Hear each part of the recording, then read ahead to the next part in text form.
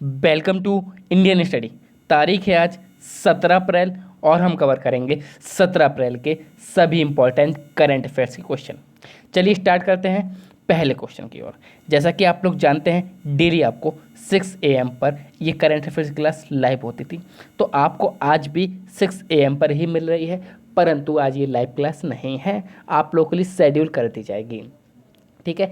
अब यदि बात की जाए इसकी पीडीएफ आपको कहाँ कहाँ अवेलेबल होगी, तो पीडीएफ जो है वो आप हमारे टेलीग्राम चैनल से या फिर व्हाट्सएप ग्रुप से ज्वाइन कर सकते हो।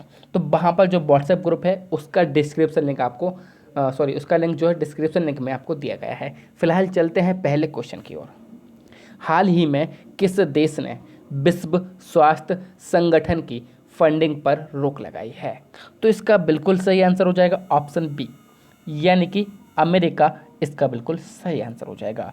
तो विश्व स्वास्थ्य संगठन यानी कि WHO, इसकी फंडिंग पर अमेरिका ने रोक लगा दी है। अच्छा, ये फंडिंग ये कितनी देता है अमेरिका?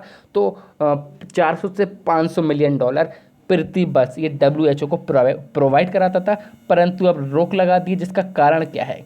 तो इन्होंने WHO पर इल्ज़ाम लगाया है कि WHO ने कोविड-19 के शुरुआती दौर में चीन का क्या किया है, साथ दिया है और खुलकर इनको बताया नहीं है। ये इन्होंने क्या लगाया है, WHO पर आरोप लगाया है। अब यदि बात की जाए WHO की, यानी कि वर्ल्ड हेल्थ ऑर्गेनाइजेशन, इसकी स्थापना 7 अप्रैल 1948 में हुई थी। मुख्यालय इसका जिनेवा स्विट्जरलैंड में है। डायरेक्टर जनरल कौन है? टेड्रोस एडनॉम इसके डायरेक्टर जनरल हैं। तो ये आपको काफ़ी इंपॉर्टेंट हो जाता है इसकी स्थापना, इसके डायरेक्टर जनरल, क्योंकि WHO, USA और चाइना ये तीनों ही काफ़ी इंपॉर्टेंट न्यूज़ में चल रहे हैं। अब यदि बात की जाए अमेरिका की, तो वाशिंगटन DC यहाँ की राजधानी सभी को पता है। डोनाल्ड ट्रंप यहाँ के राष्ट्रपति, ये भी सभी को पता है, और अमेरिकी डॉलर यहाँ की मुद्रा है। नेक्स्ट क्वेश्चन और इम्पॉर्टेंट क्वेश्चन, किस अधिनियम के तहत सार्वजनिक स्थानों पर थूकना अपराध घोषित कर दिया गया है? तो बताइए इसका सही आंसर क्या हो जाएगा? तो ऑप्शन सी, यानी कि राष्ट्रीय आपदा प्रबंधन अधिनियम।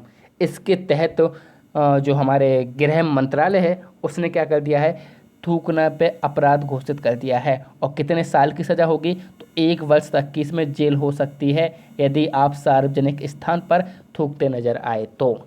याद रखिएगा। अच्छा, जो राष्ट्रीय आपदा अधिनियम है उसकी धारा 51 के तहत, कौन सी धारा? ये 51 के तहत ये प्रस्ताव पारित किया गया है। अब यदि बात की जाए गृह मंत्रालय की, तो इसकी स्थापना 15 अगस्त 1947 से सभी को पता होगा। मुख्यालय नई दिल्ली में बेसिकली होता है। गृह मंत्री कौन है? तो अमित शाह गृह मंत्री हैं। ये बात भी आपको याद रखनी है। नेक्स्ट क्वेश्चन की ओर चलते हैं। हाल ही में भारत सरकार ने किन क्षेत्रों में मनरेगा शुरू करने की अनुमति दी है? तो इसका बिल्कुल सही आंसर हो जाएगा ऑप्शन बी, यानी कि ग्रामीण क्षेत्र इसका बिल्कुल सही आंसर हो जाएगा।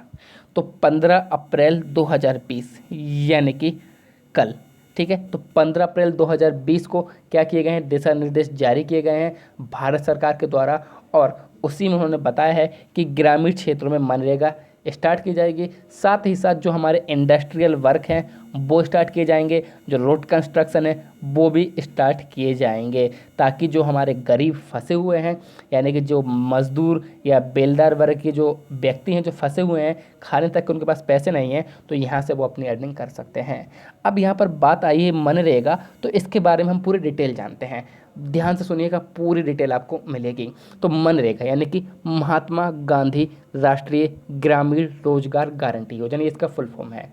क्या है? महात्मा गांधी राष्ट्रीय ग्रामीण रोजगार गारंटी योजना इसका फुल फॉर्म है। ये स्टार्ट हुई थी हमारी 7 सितंबर 2005। स्टार्ट क्या हुई थी? इसको एक तरीके से एक्ट के द्वारा पारित किया गया था। ठीक है। अब इसका उद्देश्य क्या होता है? तो इसका उद्देश्य ये है कि प्रत्येक फाइनेंशियल ईयर, यानी कि प्रत्येक वित्तीय वर्ष में उन सदस्यों को ये 100 दिन का रोजगार दिलाती है जिनकी अर्निंग जो है 220 रुपये से कम है। 220 यानी कि पर डे की जो अर्निंग है वो 220 रुपये से कम है। उनको हर ईयर 100 दिन का रोजगार उपलब्ध कराती है भारत सरकार। ठीक है। अब यदि बात की जाए ये हर वर्ष कराती है, तो इसका कुछ ना कुछ बजट बनता होगा। तो 2020 से 21 जो फाइनेंशियल ईयर है इसमें इसका बजट क्या रहा है? तो 60,000 करोड़ इसका बजट रहा है। ठीक है, ये भी बात आपको याद रखनी है। तो इतनी इंपॉर्टेंट नॉलेज हमको इस क्वेश्चन से प्राप्त होती है। चलते हैं नेक्स्ट क्वेश्चन की ओर। हाल ही में किसने आईपीएल को अनिश्चितकालीन समय के लिए स्थगित किया है? तो आपको तो पता ही होगा, आईपीएल हमारे भारत में होता है, तो बीसीसीआई इस भारत में क्या करती है, क्रिकेट कंट्रोल करती है। ठीक है, तो बीसीसीआई यानी कि ऑप्शन है यहाँ पर बिल्कुल सही आंसर हो जाएगा। तो BCCI, board of control for cricket in India, जिसकी स्थापना 1928 में हुई थी, मुख्यालय वानखेड़े स्टेडियम मुंबई में है। मुख्य अध्यक्ष कौन है इसके? सौरभ गांगुली, सभी लोग जानते हैं। और रोज कोच कौन है? तो रवि शास्त्री इसके कोच हैं, यानी कि हमारी भारतीय टीम के कोच हैं। नेक्स्ट क्वेश्चन, 50 मिलियन डाउनलोड तक, भैया very important question, 50 million download तक पहुंचने वाला विश्व का सबसे तेज ऐप कौन बना है? तो इसका बिल्कुल सही आंसर क्या हो जाएगा? ऑप्शन सी, यानी कि आरोग्य सेतु ऐप इसका बिल्कुल सही आंसर हो जाएगा। रिसेंटली नीति आयोग ने एक रिपोर्ट दी है, उसमें बताया गया है कि 13 दिन में 50 मिलियन यानी कि 5 करोड़ लोगों ने 13 दिन में आरोग्य सेतु ऐप को डाउनलोड किया है, और ये अपने आप में एक वर्ल्ड रिकॉर्ड है। यानी कि इतनी जल्दी कोई भी जो ऐप है पूरे वर्ल्ड का इतनी जल्दी इतने बार डाउनलोड नहीं किया गया है, जो कि आरोग्य सेतु ऐप किया गया है। इससे पहले जो रिकॉर्ड था वो पोकेमॉन गो के नाम पर था। पोकेमॉन गो ने 19 दिन में ये कारनामा करके दिखाया था, परंतु आरोग्य सेतु जो ऐप है उसने सिर्फ 13 दिन में ये कारनामा करके दिखाया है। अब आरोग्य सेतु की यदि बात की जाए ऐप क्या है, तो ये भारत सरकार द्वारा जारी किया गया एक ऐप है, जिसमें आपकी ट्रैकिंग भी होती है, साथ ही साथ आपको ये स्वस्थ भी रखता है। यानी कि यदि कोई नियर बाई आपके कोरोना का मरीज होगा तो ये आपको बताएगा कि आपके इतनी दूरी पर कोरोना का मरीज है। ठीक है, अब ये आरोग्य सेतु की मैंने एक थीम सी लगा दी, जैसे कि आप लोग जानते हो, सभी मोबाइल में इंस्टॉल भी होना चाहिए। आरोग्य सेतु ऐप काफ़ी इंपॉर्टेंट ऐप है। नेक्स्ट क्वेश्चन, हाल ही में भारत की ओर से किसने G20 देशों के FMCBG की दूसरी बैठक में भाग लिया है? अब FMCBG क्या है? तो finance minister and central bank governor की मीटिंग थी, जिसमें भाग लिया है। तो किसने लिया है? तो ऑप्शन सी, यानी कि निर्मला सीतारमण, क्योंकि वो कौन है? हमारी वित्त मंत्री हैं। और दूसरी बार ये G20 देशों की जो थी वर्चुअल बैठक थी।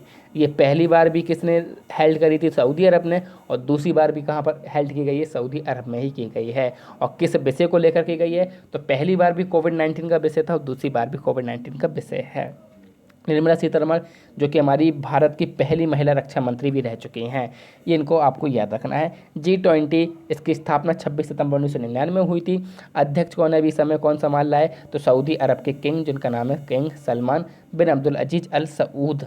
नेक्स्ट क्वेश्चन, हाल ही में यूनेस्को की विश्व धरोहर समिति का 44वां सन स्थगित कर गया है। उसे किस देश में आयोजित किया जाना था? तो इसका बिल्कुल सही आंसर हो जाएगा ऑप्शन डी, यानी कि चीन इसका बिल्कुल सही आंसर हो जाएगा। तो चीन में यूनेस्को का 44वां सन क्या कर दिया गया? स्थगित कर दिया गया है, क्योंकि 29 जून से 9 जुलाई के बीच ये होना था, परंतु कोरोना वायरस के चक्कर में ये स्थगित कर दिया गया है। अब यदि यूनेस्को की बात की जाए तो आप अच्छी तरह जानते होंगे, United Nation Educational Scientific and Cultural Organization, ठीक है, जिसकी स्थापना कब हुई थी? तो 4 नवंबर 1945 में हुई थी। मुख्यालय इसका पेरिस फ्रांस में है, और महानिदेशक कौन है? ऑड्रे अजोले इसके महानिदेशक हैं। चलते हैं चीन की ओर। चीन की राजधानी बीजिंग, राष्ट्रपति शी जिनपिंग, मुद्रा रिमनबी। नेक्स्ट क्वेश्चन की ओर चलते हैं, किसने 13वां इंटरनेशनल अरब फिक्शन अवार्ड जीता है? इंपॉर्टेंट क्वेश्चन है, तो इसका बिल्कुल सही आंसर क्या हो जाएगा? तो अब्देल लोहाब अस्साई इसका बिल्कुल सही आंसर हो जाएगा।